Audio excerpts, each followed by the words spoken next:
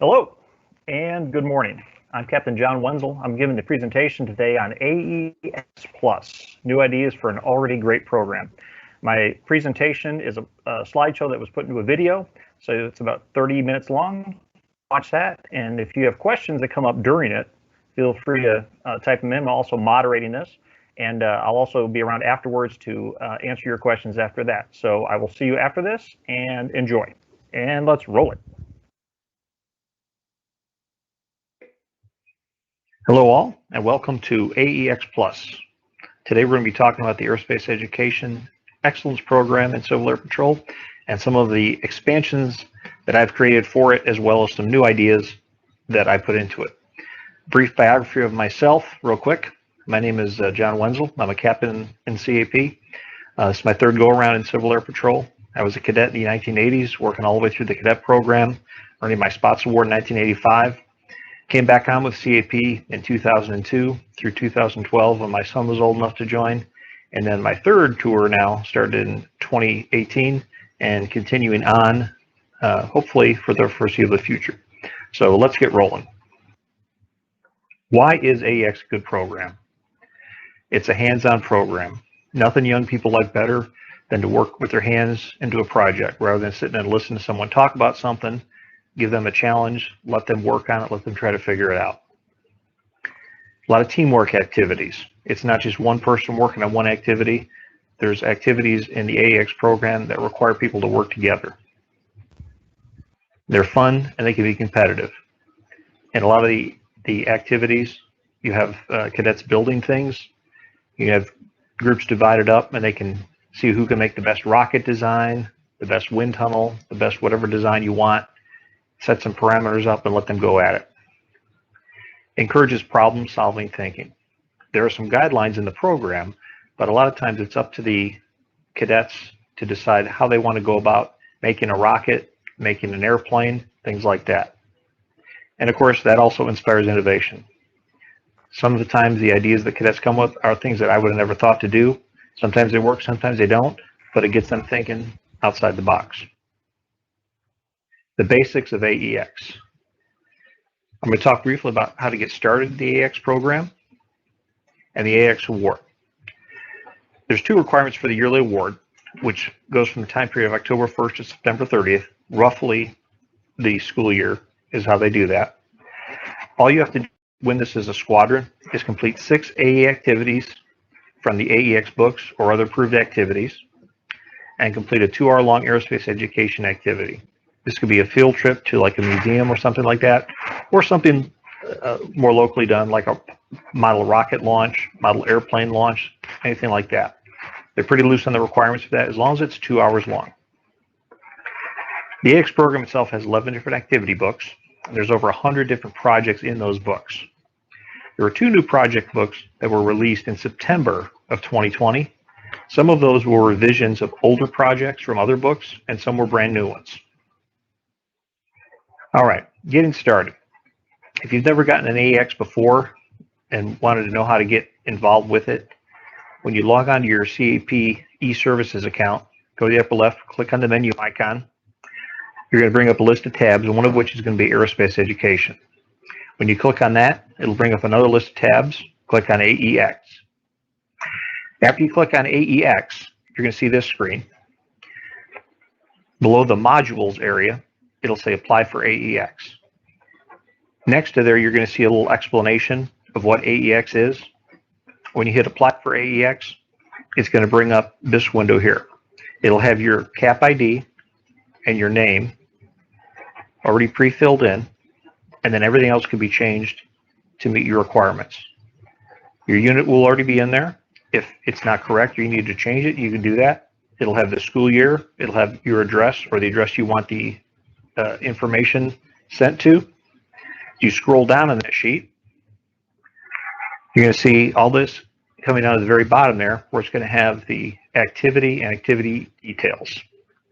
As you can see, there's 6 boxes. If you're doing the title of the activity, if it's one out of one of the AEX books, all you have to simply do is type in that title and the number of participants, and that's a total number. So if you have 5 cadets and 5 senior members participating, just write 10. You don't have to differentiate between seniors and cadets. And on the bottom, the date of the activity is the date you complete the activity. Sometimes you might have an activity that takes 2 or 3 meetings. Put in the date that the activity is completed. Once you have all 6 activities, you'll fill in the bottom section there where it has the 2-hour aerospace education activity. And as I said, they're not stipulated by national headquarters what they have to be, but generally it has to be something directly aviation related. This could be as simple as a visit to an airport, museum, etc. And then of course the location where that is at, number of participants again. I would remind you too that if you want to do some activities that are not in the AEX books, but you think they're worthwhile, it has notes on there that all you have to do is email this into national headquarters with a brief description of your activity to see if you'll get approval for that. And obviously you're not going to get all of this stuff done at once. So when you enter activities into this database, you can click on the save button on the lower left. And that'll save that, and when you return later, you'll be able to update your data. All right, how to get to the good stuff. These are all the AEX books and the materials that you're going to need to get going. Back in your Aerospace Education tab, 2 positions above AEX, it says AE Downloads and Resources. You click on that, and boom, it'll bring up this. As you all know, Civil Air Patrol has been publishing a lot less of their manuals, mainly because of printing costs. However, they are all available for free download. When you get on that AE download site, you're going to see all the aerospace education materials that Civil Air Patrol has. This includes AEX as well as all of the manuals that cadets use to take their tests with. You can download these, print off 1 activity at a time if you'd like, print the whole book off. It's your choice. I'm only going to focus on the AEX text. There are many other aviation-related documents and manuals here, but for the purpose of this presentation, we're just going to focus on AEX alone. There are 11 AEX books. The 2 new ones, which are highlighted in red there, as I said, have some new activities, but also some revised ones from some of the original books.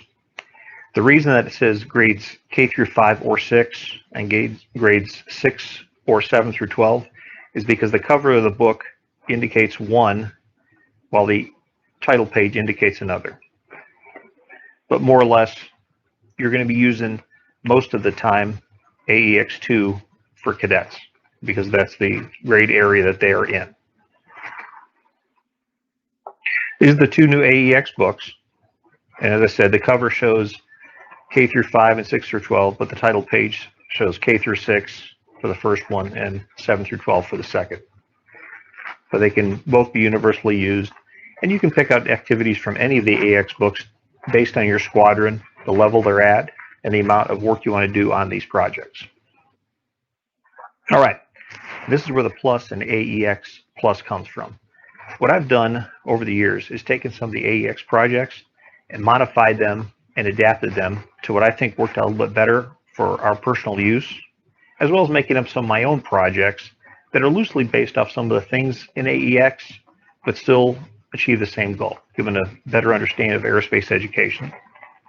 Okay, so we're going to talk about some additions and modifications I've made to AEX projects and some of my original AEX projects that I've come up with. One of the easier activities in AEX is the Goddard rocket.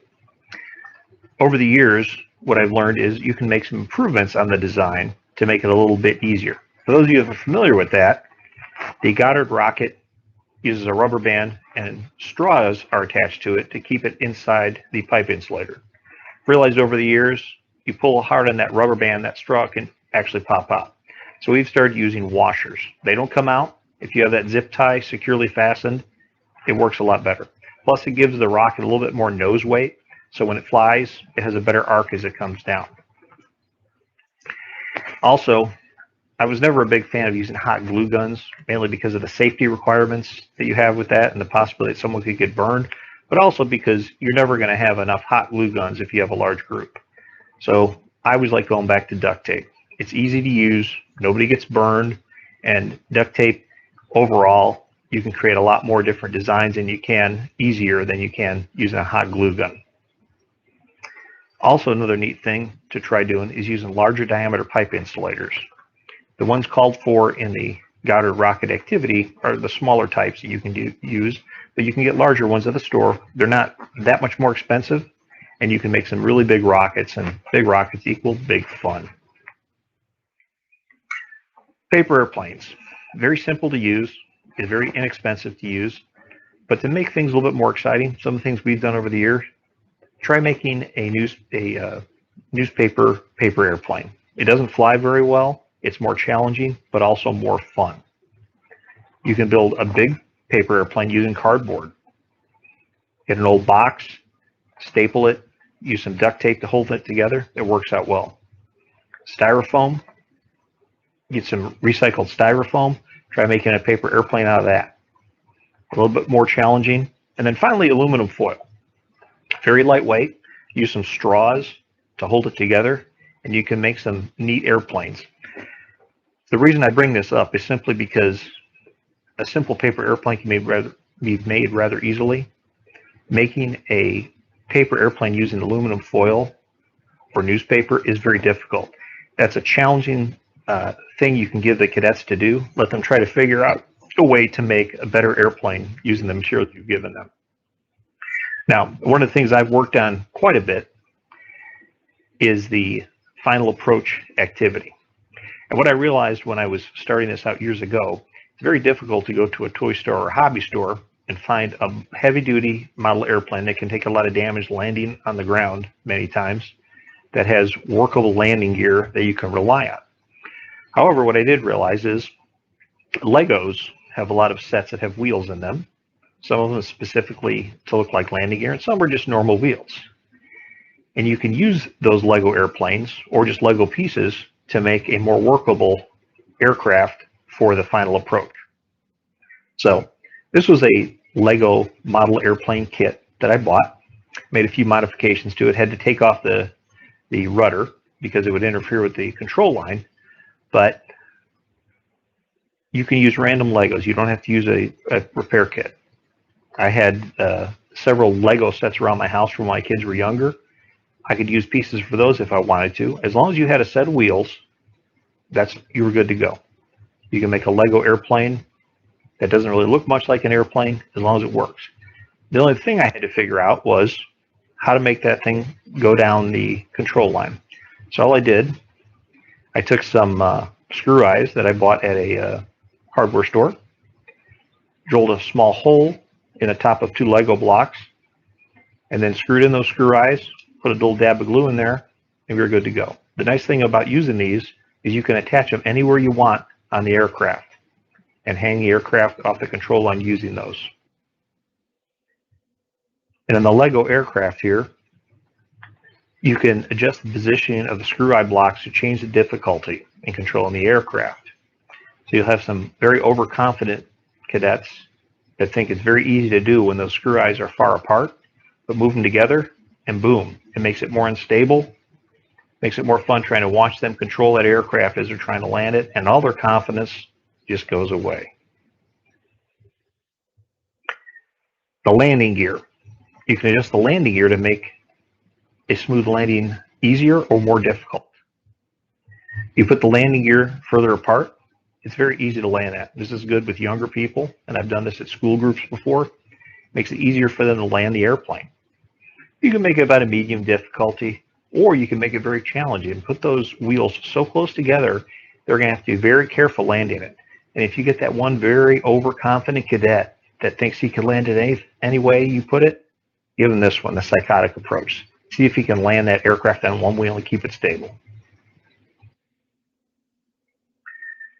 An additional thing that I realized years ago, you can simulate damaged landing gear with attaching it with only just one stud from the Lego.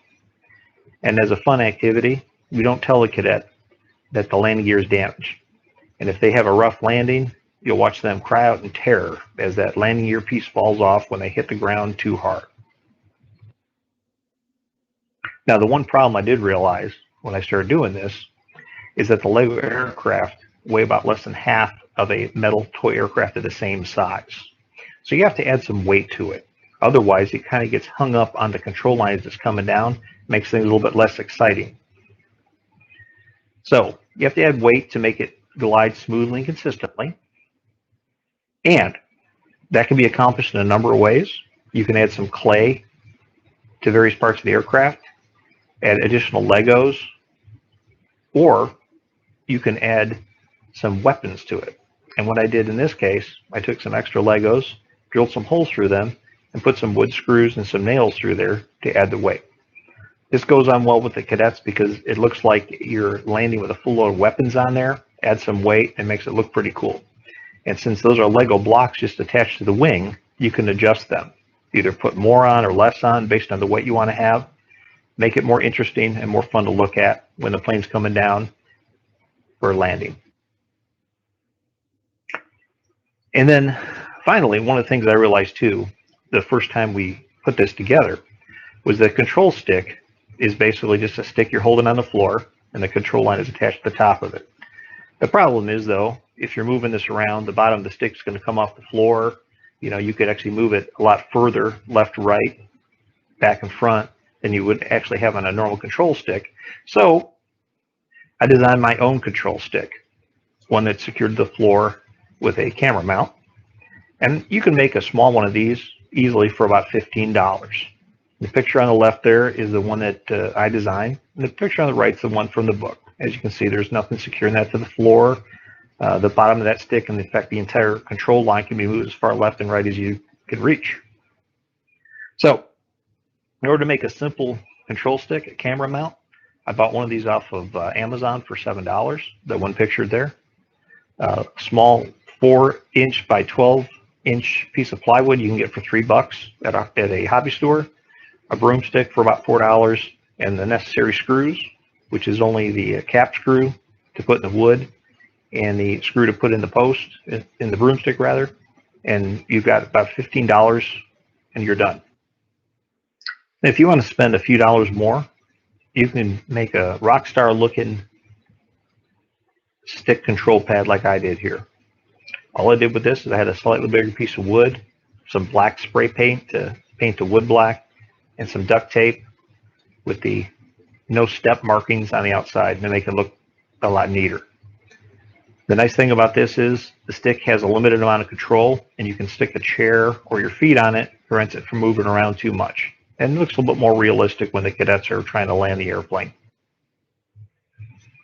All right, moving on in the same vein as the final approach activity, the landing Lucky Lindy activity involves trying to avoid objects while you're flying, which kind of a neat thing, but what we did a little bit extra stuff. Use a fan to make some crosswinds. The cadets can challenge themselves to land in a crosswind, a headwind, or a tailwind. Now, if you really want to go crazy and you want to challenge the cadets that think they can land anything with a box fan, boom, use a leaf blower. I guarantee you that'll quickly intimidate even the bravest pilot trying to land plane with a leaf blower as a crosswind. All right, one of the activities, this is a nice one when you're just having cadets sit and you don't have a lot of space to do a lot of other activities, is the Lost on the Moon activity. However, most of us are probably never going to go to the moon, so as far as actually happening to us, that's kind of an unlikely eventuality. But if we could do something more reachable, like Canada. So this is a plane crash winter survival exercise. I give special thanks to CAP Chief Master Sergeant Dandridge, the CAP National Command Chief, who presented this to us in some training I went to a few years back. It was kind of a neat thing. I added a few things to it. It's got the standard, list of items that you can take with you for your survival exercise. I just included a few pictures to make it a little more realistic for the cadets when we're giving it to them. And this is a good activity to have people think outside the box, put them in situations where they're probably not going to be as likely to find themselves in real life.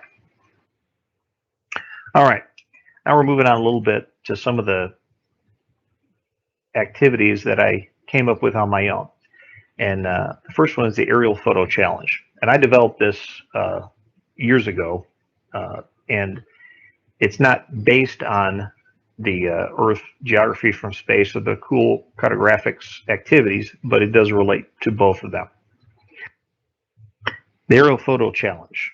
This was one of the first AAX type of activities I came up with, and it basically is designed to educate people in how to use an aircraft sectional and a road map when they're seeing things from the air, whether that's in an aerial photograph or looking out of an aircraft window and looking down. And these are some pictures from the slides from that original presentation demonstrating on the left how towns look on a map and from the air, as well as a bridge on the right-hand side. All right, and once again, a couple slides there, just giving a basic explanation of how sectionals work. For example, how airports look on a sectional and from the air, how everything is aligned the same way, and the importance of using a mapped legend, which unfortunately a lot of people don't know how to use or even where to find on the map. And one of my goals in this training was to try to get people to be able to use a map and the legend and all the parts of a map, which I think is getting to be quickly a lost art in modern day society, with everything just being punched in a computer and having a GPS coordinate. So once the classroom portion was done, I would give the class a folder, and it would have 6 aerial photographs in it. And you can see these are older photographs. They're not that good, but in real life, if you're flying in an airplane taking pictures, you can't dictate what the weather is going to look like or what the lighting is going to look like. So you may not have the best picture.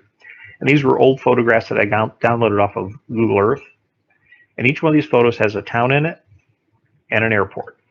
Some are readily visible, some you have to look for. The challenge here is that the top of the photo is not necessarily the north. The top of the photo could be east, west, north, or south. So the class would have to determine which way the photo was oriented, and then also where that city was at. And there was always a bonus question in there too. I would give the class, when they were doing the challenge, a Illinois road map and an aircraft sectional of the state of Illinois. Years ago, these were given out free by the Department of Transportation. Unfortunately, they no longer do that. But using those 2 maps, and then I would have a challenge sheet, which would have the questions there. And for example, the first one here, this is for the first photo. And as you can see here, the way I've got it oriented, the top of the photo actually faces to the east. And then in addition to trying to determine the locations, I would give them some clues to make it a little bit easier. So they would get 5 points if they correctly identified the city in the aerial photo.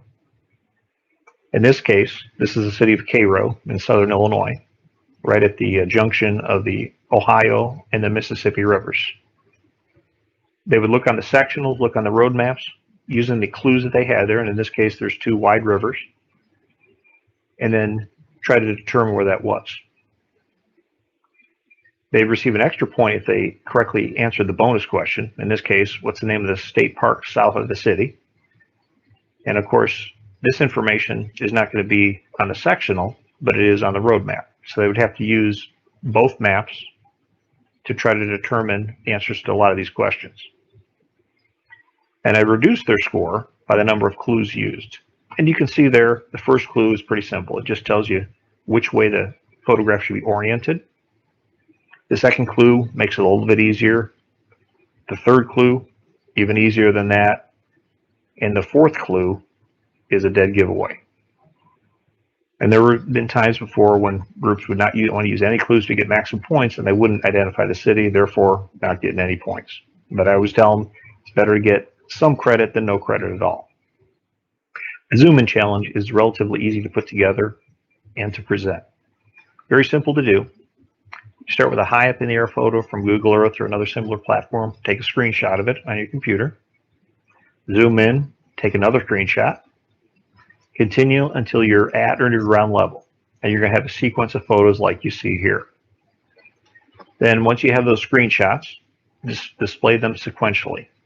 And as you zoom down to the ground, you try to get your audience to determine what the photo is. This is a neat activity because you can do this using a readily known item in your local area.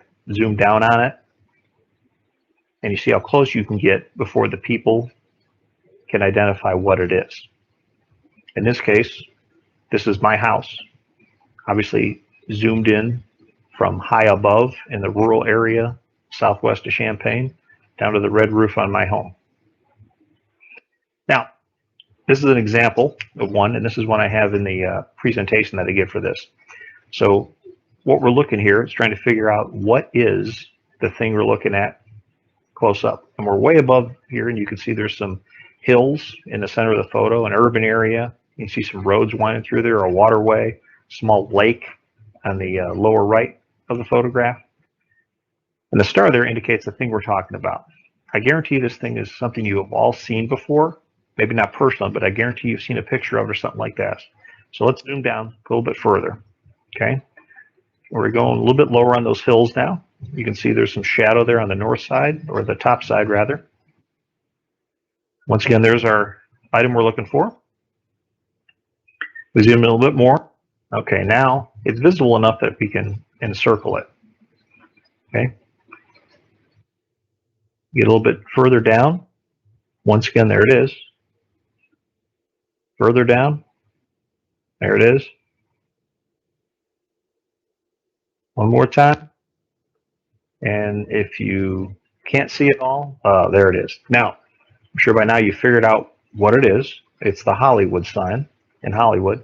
And the last question I'll ask the class is that Hollywood sign at the same level as that structure behind it?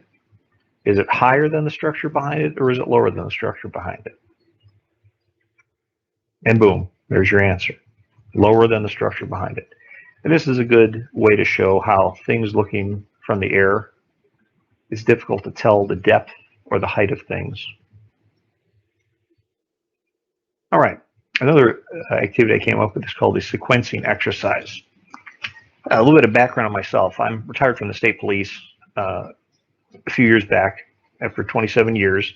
And one of the things I realized over all my time in the state police was when you're interviewing witnesses, sometimes they forget things, sometimes they remember things that didn't happen, you know, because of stuff they've heard or someone else told them something or wherever else. So this was the origin of this activity, and I kind of incorporated it into aerospace education. So in this exercise, I got a short little video clip, and the pictures on the right there are of a C-130 landing. Very short clip. I think it lasts a total of about 30 seconds. I pause the video at certain points, take a screenshot of the paused image. So some of these, like in the upper left, you can tell the C-130 is landing because you can see the skid and the smoke coming up when he's hitting the runway. Then I would print out these paused images, then pass out the images and allow a very short time, less than 30 seconds, for groups to observe them. And if you have a small amount of people, you can have each person have one image. If you have a larger group, you can have several observe one image, and they just get to see their own image and not the other one. And you'll also notice that I have names on these.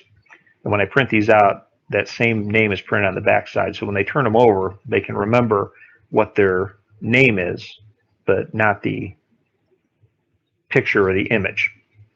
I had to specifically pick something that you don't have in order. So don't call one Alpha, Bravo, and Charlie, because there's going to be a thought that that's the order they should be in. So I just picked random things that don't really have any specific order, but just have a name to make it easier for them to remember what their picture name was.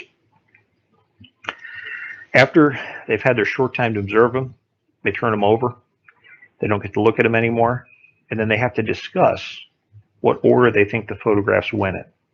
And this is where it pays to have them have a careful recollection of what they saw in the picture. And then an additional thing I did later when I realized it, is that you can also have some of those things that have nothing to do with the sequence, but you just throw in there kind of randomly.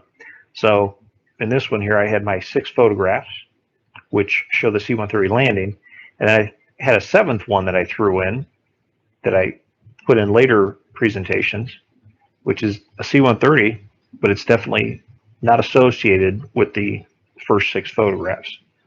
And after I had asked them which order all the photos went in, they would tell me, and then it would tell them that one photo did not belong with the other 6, and they would have to tell me which one that was.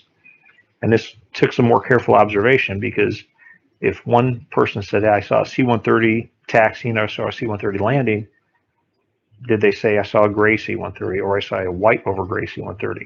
So another way to get them to try to figure out more precisely what they saw. All right, PopBall Rockets.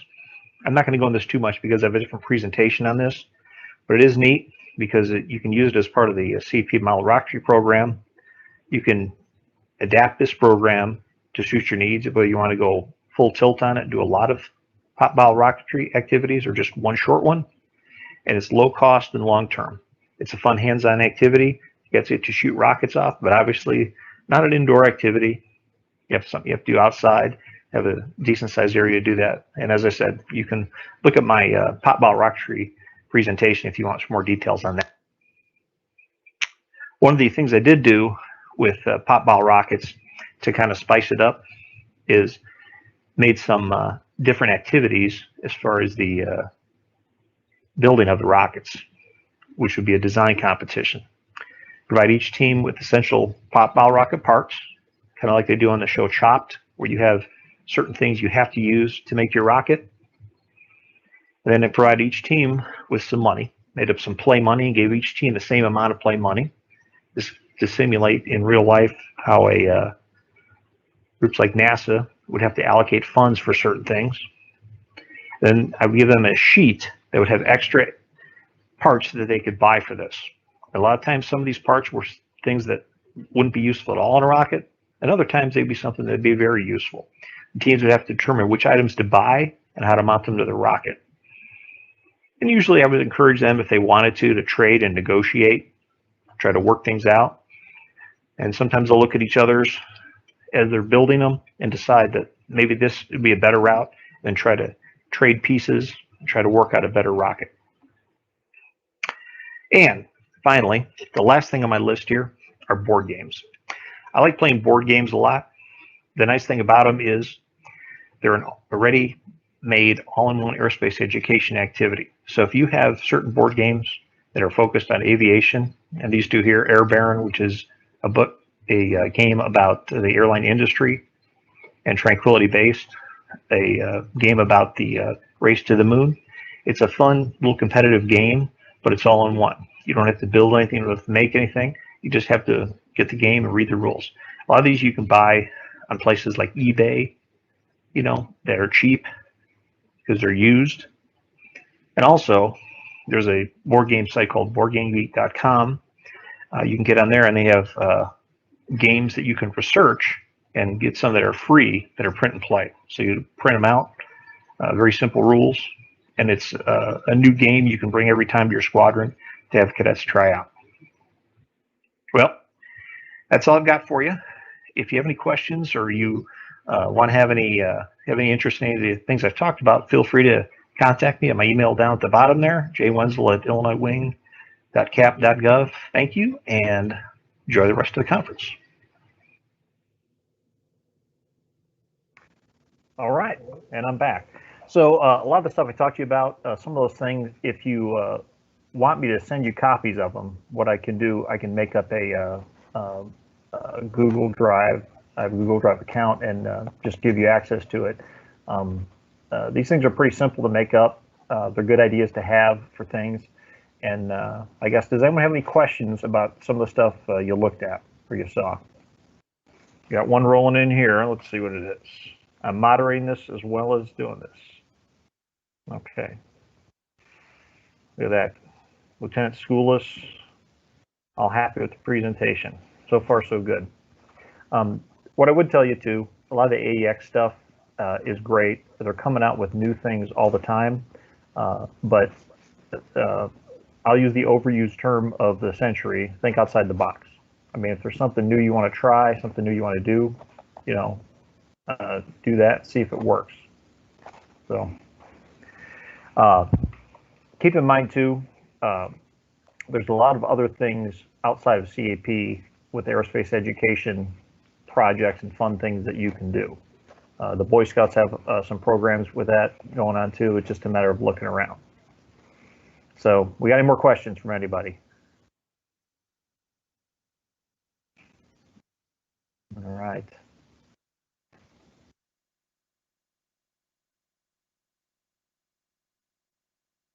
Well, Major Cop, I think we are getting towards the end. Unless we get some more questions, we'll be jumping offline here. And I've got my PopBall Rockets program tomorrow. I do a lot of PopBall Rockets stuff at summer encampments. It's a lot of fun. So that's at 2 p.m. tomorrow. So if you want to sit in for that one, we'll be got some good video of PopBall going off. So no other questions.